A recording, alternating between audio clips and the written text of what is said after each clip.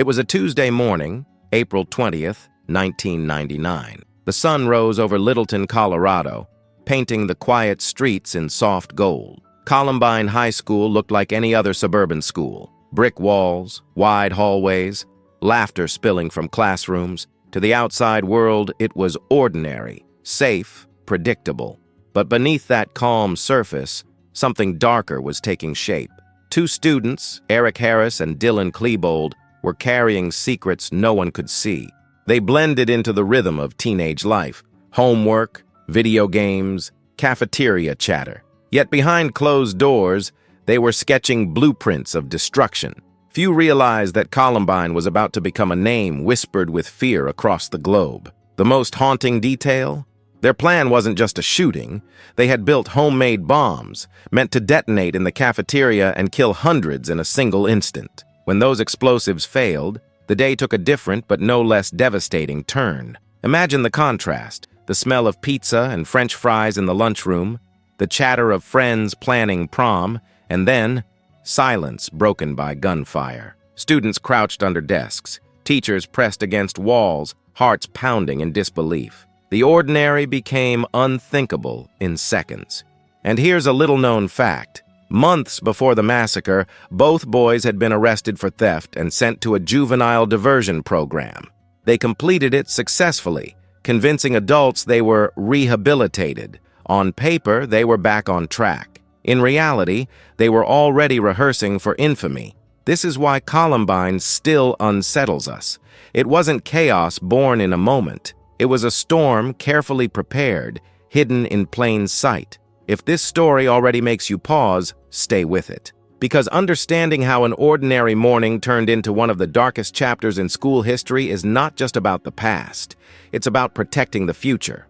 Picture this: late 1990s, Littleton, Colorado, tree-lined streets where sprinklers hissed on summer afternoons, station wagons in driveways.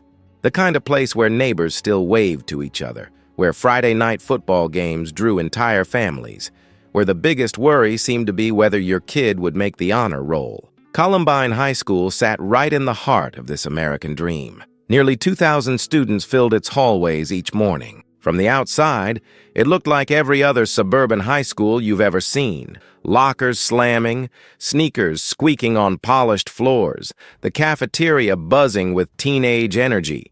Sports trophies gleamed in display cases. Yearbook committees met after school. Prom posters went up on bulletin boards. Everything seemed normal. But here's what most people didn't see, what rarely made it into those glossy yearbook pages. Beneath that polished surface, something else was happening, something quieter, something darker. Students who walk those halls remember it differently. They talk about invisible lines drawn across the cafeteria, the jocks at their table, the theater kids in their corner, the computer nerds huddled near the windows. And then there were those who didn't quite fit anywhere, drifting between groups, always on the outside looking in. What's fascinating and deeply unsettling is how ordinary the cruelty was. Not the dramatic movie-style bullying that adults could easily spot and stop. No, this was subtler. The snickering when someone walked past, the nicknames that stuck like burrs, the casual exclusion that happened so smoothly it looked almost natural. Day after day, year after year, some students absorbed this treatment like poison seeping into soil. Here's something most people don't know. Columbine actually had anti-bullying programs in place. Teachers received training. Posters about respect hung in classrooms. On paper, the school was doing everything right, but policies and posters couldn't reach the spaces where teenagers truly lived. Those unmonitored moments in parking lots, in bathroom hallways, in the gaps between classes where the real social hierarchy played out. And in that gap, between what adults saw and what students lived, two young men were watching, taking notes, feeling every slight, every laugh, every moment of invisibility. They walked through those same hallways, sat in those same classrooms, breathed that same air heavy with teenage hierarchy and unspoken rule. What no one realized, what not a single person in that community of nearly 2,000 students and dozens of faculty members understood, was that those two weren't just enduring it anymore. They were planning, Not impulsively, not in a sudden burst of rage, methodically, carefully. Over months they assembled materials, they wrote detailed plans. They recorded their thoughts, their anger, their vision of what they wanted the world to see. And they did all of this while still showing up to class, turning in homework, existing in plain sight. The truly chilling part? They were hiding in the open, walking past teachers every day, sitting in classes, eating lunch just tables away from students who had no idea what was coming. The ordinariness of evil has never been more clearly demonstrated than in those months of preparation happening against a backdrop of pep rallies and parent-teacher conferences. The quiet suburb kept sleeping.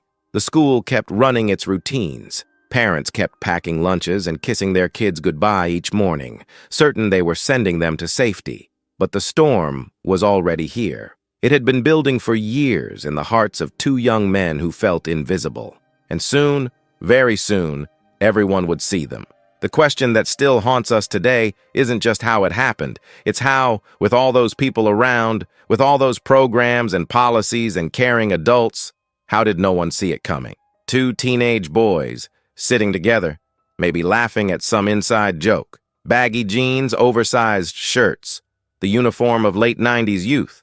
If you passed them in a shopping mall or saw them at a movie theater, you wouldn't look twice. Just two kids. Just another friendship. Harris and Dylan Klebold. On the surface, they were ordinary. They showed up to class. They had a small circle of friends. They bonded over the things teenage boys bonded over back then. First-person shooter games, building computers, making amateur videos with clunky camcorders. They'd spend hours in someone's basement, filming sketches, editing footage, creating their own little world on videotape. But here's where it gets complicated, where the story starts to split like a cracked mirror showing two very different reflections. Eric was the engine. 17 years old, son of a military family that had moved frequently throughout his childhood. Air Force bases, new schools every few years, always being the new kid. He learned to adapt, to perform, to show people what they wanted to see. And what they saw was a smart kid, articulate, capable of charm when he wanted to deploy it. But beneath that, a furnace of rage. His journal entries, discovered later, revealed someone obsessed with control, with superiority, with punishing a world he felt had wronged him. He wrote with a cold, calculated fury, not the hot anger of a moment, but something colder, more methodical, something that planned and waited and smiled while it planned. Dylan was different, taller, more awkward, the kid who seemed to fold into himself. 18 years old, born and raised in Colorado, from a family that by all accounts genuinely cared about him. He wrote poetry, dark poetry, yes, filled with despair and loneliness, but poetry nonetheless. Where Eric's writing burned with contempt, Dylan's drowned in sadness. Here's something that still divides researchers today. Were they equals in this, or was one leading and one following? The evidence suggests something more complex than either option. Two damaged people who found in each other permission to become their worst selves. Eric gave Dylan's despair a target. Dylan gave Eric's rage a companion. And then came January of 1998. A moment that should have been a wake-up call. The two boys were caught breaking into a van, stealing electronic equipment. Not a major crime, but enough to get them into the juvenile justice system. They were arrested, processed, assigned to a diversion program designed to rehabilitate first-time offenders, and here's the stunning part, they excelled at it. They attended anger management classes and gave all the right answers. They performed community service and smiled for their supervisor. They wrote the essays they were asked to write, expressing remorse, discussing what they'd learned, promising to do better. Eric, especially, was praised by counselors. Articulate, insightful, reformed. Their records were going to be wiped clean. Success story. System works. One counselor even wrote that Eric Harris showed good coping skills and was likely to succeed in life. Let that sink in for a moment. While he was being praised for his progress, while professionals trained to spot troubled youth were signing off on his rehabilitation, Eric was already deep into planning something that would change America forever. He was performing recovery while stockpiling weapons, playing the role of reformed teenager while filling notebooks with detailed strategies. And Dylan? He was following along, his depression finding purpose in Eric's vision, his hopelessness given direction. What almost no one knows is that they came close to being caught multiple times. A gun illegally purchased through a friend, suspicious purchases at hardware stores, strange behavior noticed by a few classmates. But each warning sign existed in isolation. No one connected the dots. The van theft seemed unrelated to the gun purchase. The hardware store receipts meant nothing on their own. The concerning video project they made for class was dismissed as teenage edginess. Meanwhile, in Eric's bedroom, in Dylan's basement, in the quiet hours when parents assumed their sons were doing homework or playing video games, they were building something else entirely. Blueprints, timelines, a countdown to a day they'd already chosen. They even made videos, talking directly to the camera, explaining their intentions, their philosophy, their rage. These tapes, later called the basement tapes, were so disturbing that they've never been fully released to the public. In them, you can see the two faces of their friendship, Eric cold and contemptuous, Dylan emotional and fatalistic. "I'm sorry," Dylan says in one tape, tears streaming down his face before immediately hardening again. "No, I'm not." They were living double lives with a precision that's genuinely unsettling. By day, they were passing students, reformed delinquents, sons who came home for dinner. By night, they were architects of catastrophe. And the most haunting part? They were good at the deception, really good. Even people who knew them well, who spent time with them daily, saw only what the boys wanted them to see. Two faces, two stories. One friendship that became a fuse, burning slowly toward an explosion that would echo through generations. The question isn't whether there were warning signs. There were dozens. The question is why no one saw them for what they were until it was far, far too late. When investigators finally pieced together what had been happening in those quiet months before April 20th, 1999, they couldn't believe the scope of it. This wasn't a snap decision. This wasn't rage boiling over in a single moment. This was architecture. This was engineering. This was a plan so detailed, so methodical, that it read like a military operation. Picture a bedroom in suburban Colorado. Homework scattered on a desk. Posters on the walls. A computer humming in the corner. Normal, right? Except on that computer screen, spreadsheets. Timelines, lists written in cold clinical language, target times, entry points, expected outcomes. Eric Harris kept a journal, not the kind where a teenager writes about crushes or complaints about parents. This was different. Page after page of calculations, diagrams, philosophies of destruction. He wrote about his plans the way an architect might describe a building. Structural, precise, terrifyingly rational. Dylan Klebold kept one too, though his was darker in a different way. Where Eric's writing burned with contempt and superiority, Dylan's pages drowned in despair and romantic notions of death. Two very different voices, harmonizing into something deadly. But here's what shocked even seasoned investigators. The school incident itself was supposed to be just the finale. The original plan was far more catastrophic. They didn't just want to bring weapons to school. They wanted to level it. For months, they'd been building devices, improvised explosives constructed from propane tanks, gasoline, nails, and whatever else they could gather from hardware stores across the Denver metro area. They bought supplies in small quantities, different stores, different days, never enough at once to raise suspicion. A few pipes here, some fertilizer there, propane tanks purchased legally, no questions asked. What almost no one realizes is how sophisticated their plan actually was. They studied the cafeteria schedule down to the minute. Lunch periods, peak occupancy. They knew that at exactly 11:17 in the morning, the cafeteria would hold the maximum number of students. Nearly 500 young people, all gathered in one space. The devices were meant to be positioned in duffel bags, hidden among backpacks and lunch bags, set to detonate during that exact window. The explosion was designed to collapse the cafeteria ceiling into the library directly above, where dozens more students typically studied during lunch. If everything had gone according to their design, the death toll would have been catastrophic. We're talking about potentially hundreds of casualties in the initial blast alone. It would have been the deadliest incident on American soil since Oklahoma City 4 years earlier. They even planned their positions. After the explosion, they'd be waiting outside at strategic points, targeting anyone who fled the building. They'd sketched sight lines, calculated angles, chosen elevated positions. It reads like something from a tactical manual. Here's a detail that still sends chills through investigators. They made practice runs. They drove to the school on weekends, timing routes, testing their equipment in remote areas, filming themselves, reviewing the footage like coaches studying game film. All of this while still showing up to class on Monday morning. They acquired weapons through a combination of legal loopholes and direct violations. A friend, an 18-year-old who could legally purchase rifles, bought weapons for them at a gun show where background checks weren't required for private sales. Another associate provided a handgun. They paid cash. No paper trail, no red flags.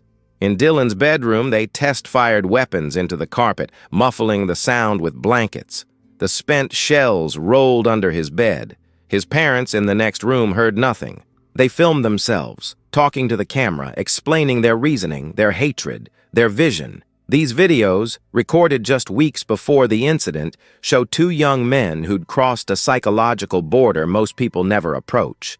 They're saying goodbye, apologizing to their parents for what's coming, then laughing, then raging, then crying. The emotional whiplash in those recordings is genuinely disturbing. You're watching two people who exist in multiple realities simultaneously.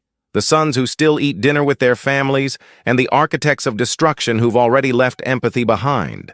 April 20th. The date itself was carefully chosen. Hitler's birthday? Yes, but that was almost secondary. It was also the anniversary of the Waco siege ending, an event that had become a rallying point for anti-government extremists. They saw themselves as making a statement, though what that statement was remains debated. The night before, they each spent time with their families. Normal evenings. Dylan went bowling with friends. Eric worked on a school project. They said goodnight to their parents, set their alarms for the next morning. And in those quiet pre-dawn hours of April 20th, 1999, while Littleton slept, while parents dreamed and students rested before another Tuesday, Eric and Dylan were loading a car with weapons, explosives, and ammunition. The sky was clear. Temperature climbing towards 70 degrees. Perfect spring weather in Colorado. The kind of morning that promised nothing but routine. But routine was about to shatter into 1,000 pieces. What those two young men didn't know, what they couldn't have predicted as they drove toward Columbine High School that Tuesday morning, was that their meticulously crafted plan was already failing. The explosives they'd spent months building, faulty. The detonation time they'd calculated so precisely, about to pass without ignition. Their catastrophic vision was about to become something different, something more chaotic, something that would unfold in real time with cameras rolling and the whole world watching. The blueprint was drawn. The actors were in place. The stage was set, and in just a few hours, everything would change. 11:17 in the morning, Tuesday. Spring sunshine pouring through the windows of Columbine High School. The cafeteria packed with hundreds of students. Lunch trays clattering. Conversations buzzing. Laughter echoing off the walls. Somewhere in that chaos of normalcy, two duffel bags sat among dozens of others. Inside them, crude devices built from propane tanks, wired to timers, surrounded by nails and shrapnel, set to detonate in exactly 4 minutes. 11:21 approached. Nothing happened. The timers failed. The detonators didn't fire. The massive explosion that was meant to collapse the cafeteria, that was designed to be the deadliest school incident in American history, simply didn't occur. Hundreds of students kept eating lunch, completely unaware that they'd just survived by sheer mechanical failure. But outside, in the parking lot, Eric Harris and Dylan Klebold were watching, waiting. And when 11:21 passed without the thunderous blast they'd anticipated, something shifted. The careful plan, the months of preparation, the precise timeline, all of it dissolved in an instant. What happened next wasn't the orchestrated catastrophe they'd envisioned. It was chaos, improvisation, and somehow that made it even more terrifying. Here's what most people don't realize about those first moments. It started almost casually. A few students eating lunch on the grass outside noticed two figures in black, holding bags. Some thought it was a prank, a student film project maybe. Columbine kids were always making movies. Then the sound. Not like movie gunfire. Real gunfire has a different quality. A sharp crack that punches through air and makes your chest vibrate. Students looked up, confused. That cognitive dissonance, that moment where your brain refuses to process what your ears are telling you. Someone setting off firecrackers. That's what several witnesses thought at first, because the alternative was impossible. This was Littleton, Colorado. This was Tuesday morning. This didn't happen here.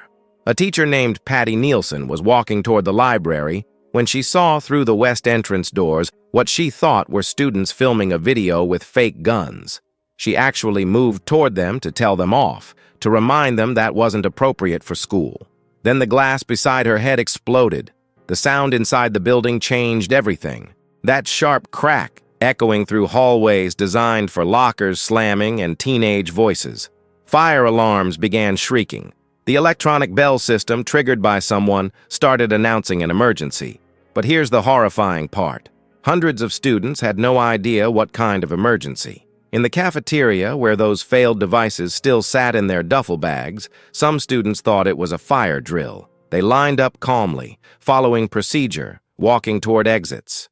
Some of those exits led directly toward the parking lot where Eric and Dylan were positioned. In the span of minutes, the entire social ecosystem of Columbine High School shattered into survival mode. The hallways that had been filled with students rushing to class were suddenly a maze of confusion and terror. Classroom doors locked. Students dove under desks, into closets, anywhere that offered cover. One teacher, Dave Sanders, ran through the hallways warning students, directing them to safety, even as the situation deteriorated around him. He saved dozens of lives in those minutes, herding confused teenagers away from danger. The library became ground zero for the worst of it. 56 students and staff members were inside when Patty Nielsen burst through the door, bleeding, shouting for everyone to get down. She called 911 from the library phone, and that call, which lasted for the next 27 minutes, captured sounds that still haunt investigators who've heard the recording. The students hid under tables, behind bookshelves, in bathroom stalls. Some tried to stay perfectly silent. Others whispered prayers. A few called their parents on early cell phones, the kind that were still rare enough in 1999 that not every teenager had one. What happened in those next minutes has been documented from dozens of perspectives. Students hiding, watching, surviving by chance or by choice. Some played dead. Some tried to reason with the two young men who'd entered. Some were in the wrong place at the wrong second. 13 people lost their lives that day. 12 students and 1 teacher.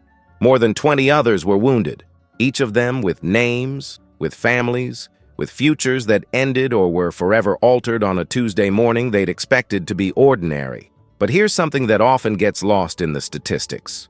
The incident lasted only 49 minutes from the first shots fired to the last, less than an hour. In that compressed time frame, nearly 2,000 students and staff members experienced trauma that would echo through decades. And throughout it all, one sound kept recurring: the fire alarm. That piercing, endless shriek that usually means orderly evacuation was now the soundtrack to chaos. Students hiding in locked classrooms could hear it.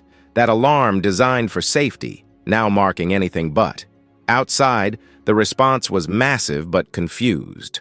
The first sheriff's deputy arrived within minutes, but early reports were contradictory.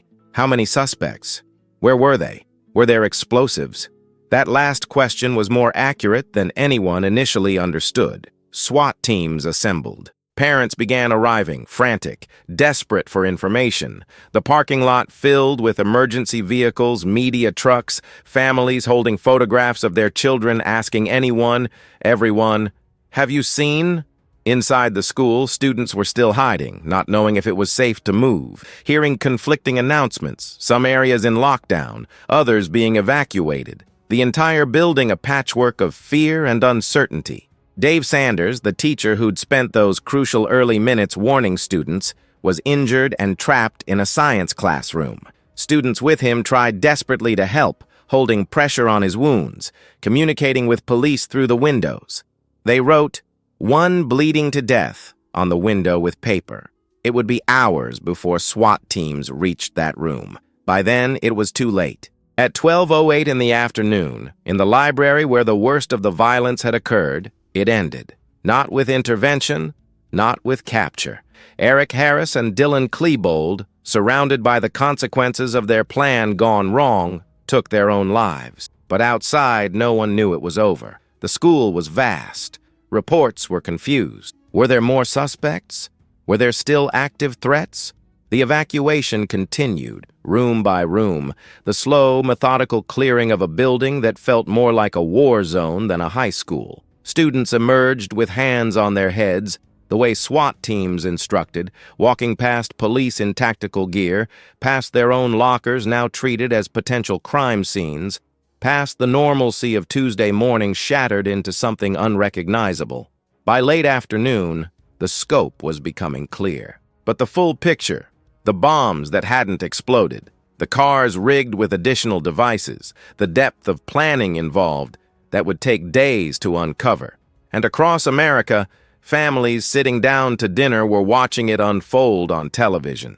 Live footage of students streaming out of the school, parents reuniting with their children, and those other parents, the ones still waiting, still holding photographs, whose worst fears were about to be confirmed. Columbine High School, that ordinary suburban school in that ordinary suburban town, had just become a name the world would never forget. The question everyone was asking, the question that would echo through the next 25 years, was simple and impossible. How do we make sure this never happens again? Outside Columbine High School, the scene looked like something from a war zone dropped into the middle of suburban America. Police vehicles everywhere, SWAT teams in full tactical gear, helicopters circling overhead, their rotors thumping a steady rhythm that could be heard for miles. News vans lined up on every available street, and parents. Hundreds of parents running toward the school, being held back by police tape, holding photographs, screaming names. But here's what made it even more agonizing. For hours, no one knew what was really happening inside. The first deputy had arrived within minutes. That's actually remarkable response time. But what he encountered was unlike anything in his training. Reports coming in over the radio were contradictory, chaotic, impossible to verify. Multiple shooters, maybe 3, maybe more. Students reported seeing suspects in different parts of the building simultaneously. Were they coordinating? Was this a larger group? And then the worst word, bombs. Students were calling from inside, whispering into phones, saying they'd seen devices, backpacks that looked suspicious. The cafeteria evacuation had been stopped when someone spotted those duffel bags. Were they real? Were they decoys? How many were there? Here's a detail that still haunts law enforcement. The standard protocol at the time was to secure the perimeter and wait for SWAT. Contain the situation. Don't rush in. That's what officers were trained to do for hostage situations, for barricaded suspects. Create a defensive perimeter, assess, plan, then act. But this wasn't a hostage situation. This was something American law enforcement had never really confronted at this scale. An active, mobile threat inside a building with thousands of potential victims. And while officers established that perimeter, while SWAT teams assembled and strategized, students inside were hiding, bleeding, dying. The criticism that came later was fierce. Why did it take so long? Why didn't officers go in immediately? But put yourself in their position. Radio reports saying there might be 10 suspects. Reports of explosives throughout the building. The real possibility of walking into an ambush or triggering a device that could bring down the entire structure. They made the decision they thought would save the most lives. Looking back, we know it was the wrong decision. But in that moment, with incomplete information and genuine fear of making things catastrophically worse, they chose caution. And so the waiting began. The agonizing, terrible waiting. In the parking lot that had been set up as a reunion point, students who'd escaped were being reunited with their families. You can see it in the footage, parents sprinting toward their children. That moment of collision when relief floods through every nerve. Teenagers who'd been trying to stay calm suddenly collapsing into their parents' arms, shaking, crying, the adrenaline finally breaking. But other parents kept waiting, kept holding those photographs, kept asking every student who emerged, "Did you see? Have you seen?" One mother, later interviewed, described the specific torture of that wait. Every time another group of students came out, hope rising. Every time her son wasn't among them, hope dimming but not extinguished. Because as long as you don't know, there's still possibility. As long as there's no confirmation, your child is still alive in the space of not knowing. By late afternoon, that space began to close for 13 families. But even after it was over, after the building was declared safe, the investigation was just beginning. And what they found was staggering. The school was a potential death trap. In addition to the failed cafeteria devices, there were explosives in the two suspects' cars. One vehicle, parked in the student lot, contained a device designed to detonate when first responders arrived. It was only through careful, methodical bomb disposal that it was safely disarmed. If that device had gone off when police first arrived, when parents were flooding the area, the casualty count would have been far higher. Here's something that still gets debated. Investigators found nearly 100 explosive devices throughout the school and in the suspects' vehicles. Some were sophisticated, others were crude, but the sheer quantity suggested this wasn't just about that day. This was someone, likely Eric Harris, who'd become obsessed with destruction itself. And then came the deeper questions, the ones that kept people awake at night. Could it have been prevented? The answer, it turned out, was maybe, probably, almost certainly. In the year before the incident, a Brown family, whose son had been friends with the two suspects, had contacted authorities multiple times. They reported threatening website posts, detailed descriptions of building explosives, direct threats against specific students. They handed over printed web pages, evidence of escalating danger. A sheriff's deputy drafted an affidavit for a search warrant of the Harris home. It was never executed. It sat in a file, undated, unsigned, unacted upon. If that search had happened, they would have found weapons, ammunition, explosive materials, and detailed plans. Everything needed to prevent April 20th. That revelation, when it came out months later, was devastating. Families who'd lost children realized their deaths might have been preventable. The what-ifs became unbearable.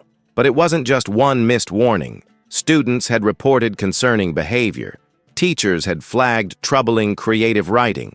A video project the two had made for class, depicting violence in the school hallways, had raised eyebrows but not alarm. Each warning sign existed in isolation, seen by different people, never assembled into the larger picture. This is what behavioral threat assessment experts now call leakage. The warning signs that precede violence, visible but scattered, waiting for someone to connect them. Columbine was filled with leakage. It was practically hemorrhaging warnings.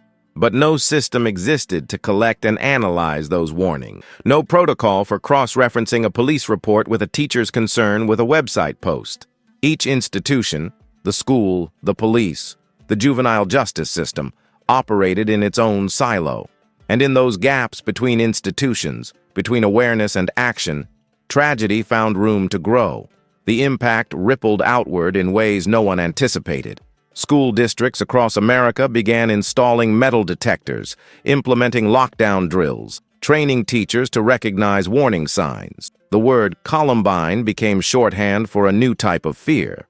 Parents began looking at their children's schools differently. Students began looking at their classmates differently. Who's the quiet kid? Who seems angry? The atmosphere of suspicion became its own kind of tragedy, a loss of innocence that extended far beyond Littleton, Colorado. Here's a statistic that's genuinely unsettling. In the 25 years since Columbine, researchers have identified over 74 planned school attacks that were prevented.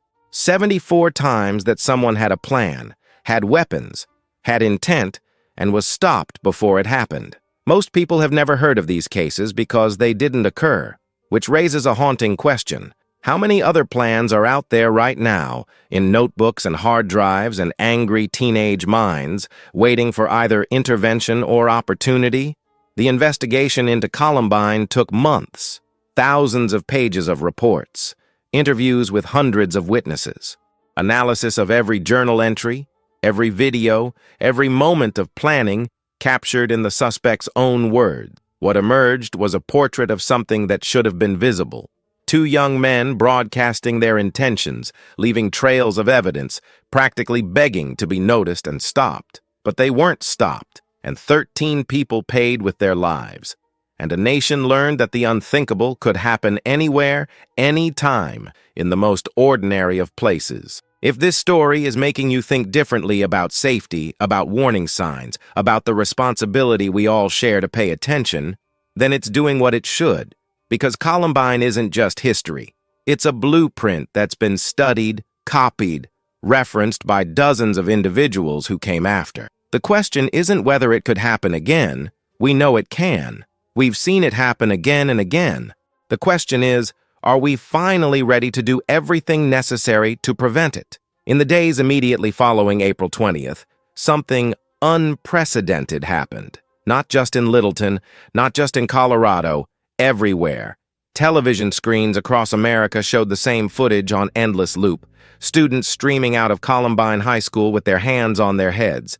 SWAT teams moving through hallways. Parents clutching photographs. That image of teenagers evacuating their own school like refugees from a war zone burned itself into the national consciousness. But this wasn't just an American story anymore. It was global.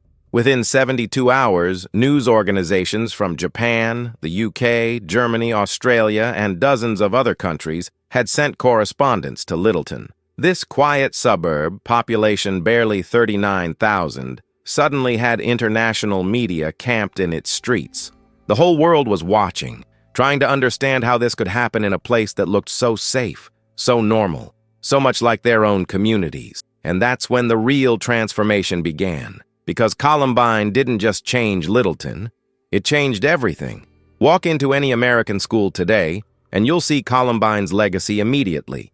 The locked front doors that require a buzzer for entry, the security cameras mounted in hallways, the crisis plan posted in every classroom, the lockdown drills where 6-year-olds practice hiding silently in darkened rooms. None of that existed before April 20th, 1999.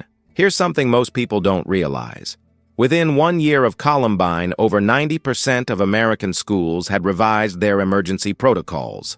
Within 5 years, the entire architecture of school design began to change. New schools were built with hardened features, reinforced doors, minimal windows, sightlines designed for security rather than aesthetics.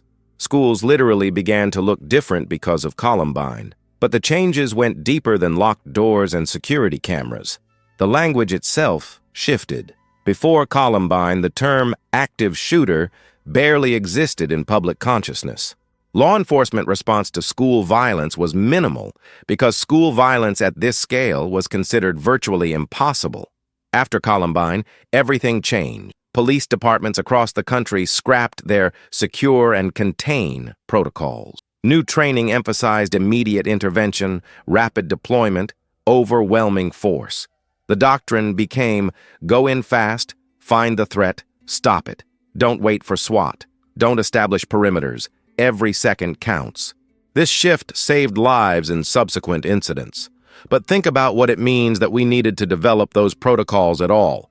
The political earthquake was immediate and ongoing. Within weeks, the debate over firearm access exploded into the national spotlight with an intensity it had never quite reached before. Town halls, congressional hearings, families of victims testifying, their grief raw and public, gun rights advocates arguing back.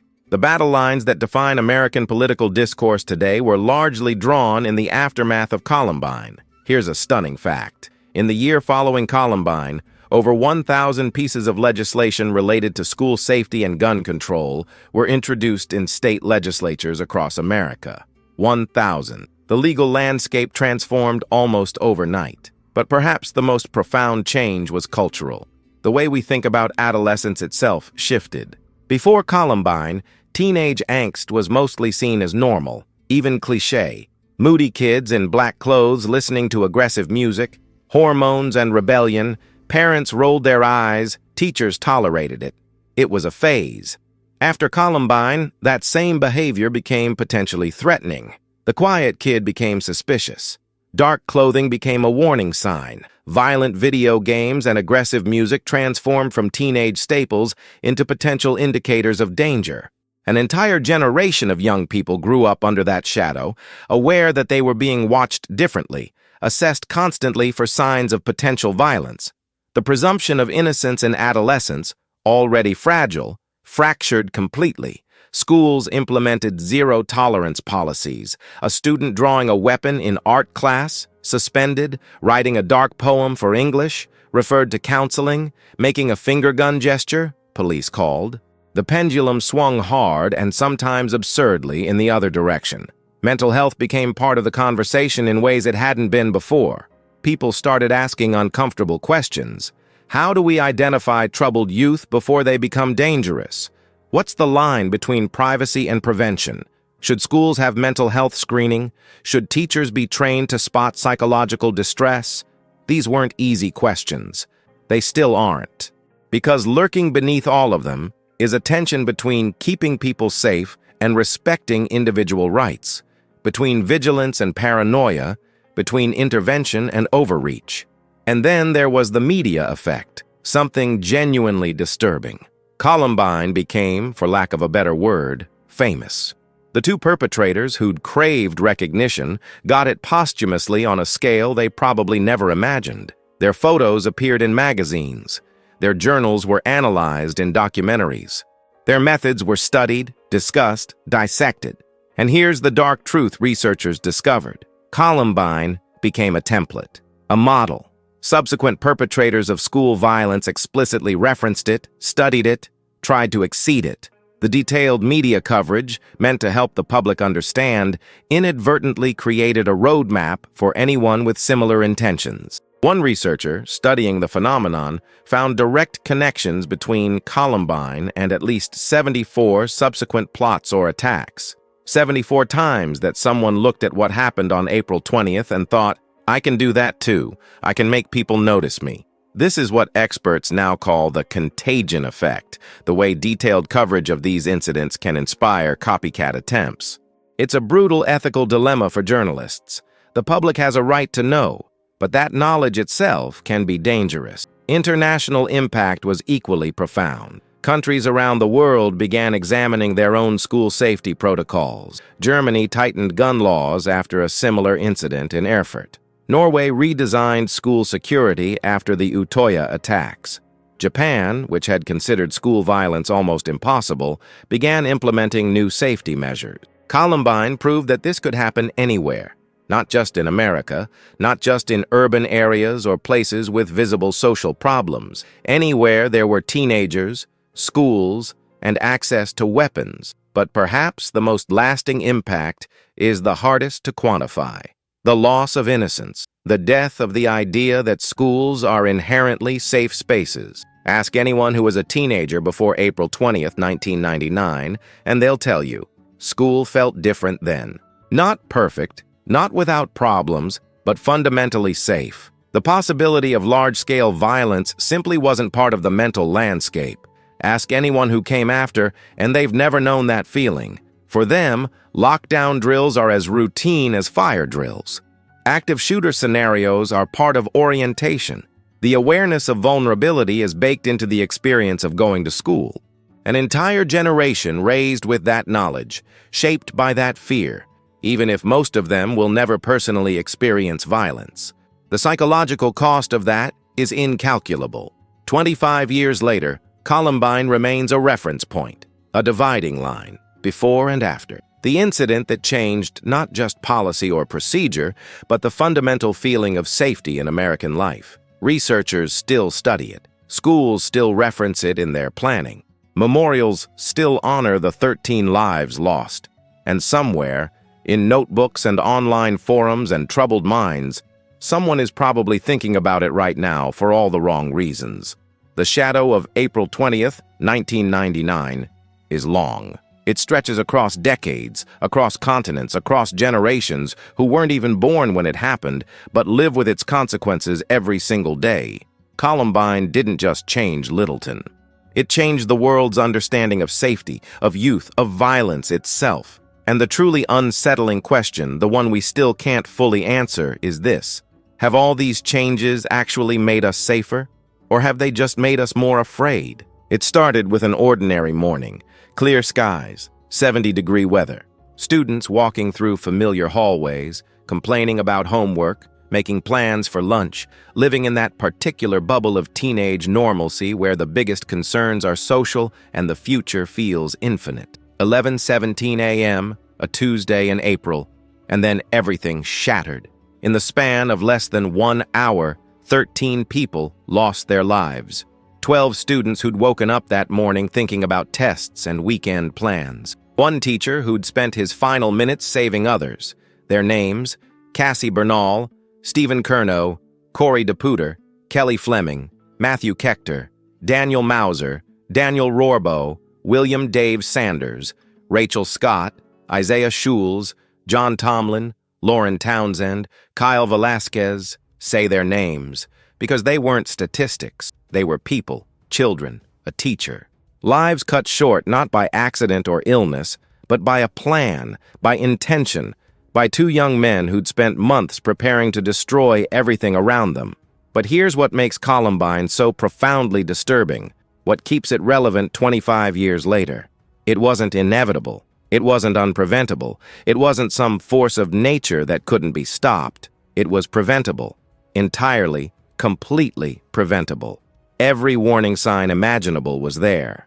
Website posts detailing plans to build explosives, threats against specific students, a police report documenting concerning behavior, a drafted search warrant that was never executed, teachers flagging troubling creative work, parents raising alarms to authorities.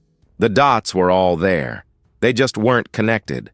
And that might be the most haunting aspect of the entire story. 13 people died not because no one saw it coming, but because the people who saw pieces of it couldn't assemble those pieces into action. The information existed in isolation, scattered across different institutions, different awareness, different file cabinets waiting for someone to pull it together. Think about what that means. Think about the what-ifs that must haunt the investigators who found that unexecuted search warrant. The school administrators who dismissed warning signs as teenage edginess, the police who received reports but didn't prioritize them, the friends who noticed changes but stayed silent. None of them intended for this to happen. All of them missed their moment to stop it. Here's something that doesn't get talked about enough: the survivors. Not just the physical survivors, the students who escaped or hid successfully, but everyone who was there that day. Nearly 2,000 students and staff members who experienced trauma that would echo through their entire lives. Studies following Columbine survivors found elevated rates of depression, anxiety, and PTSD that persisted for decades.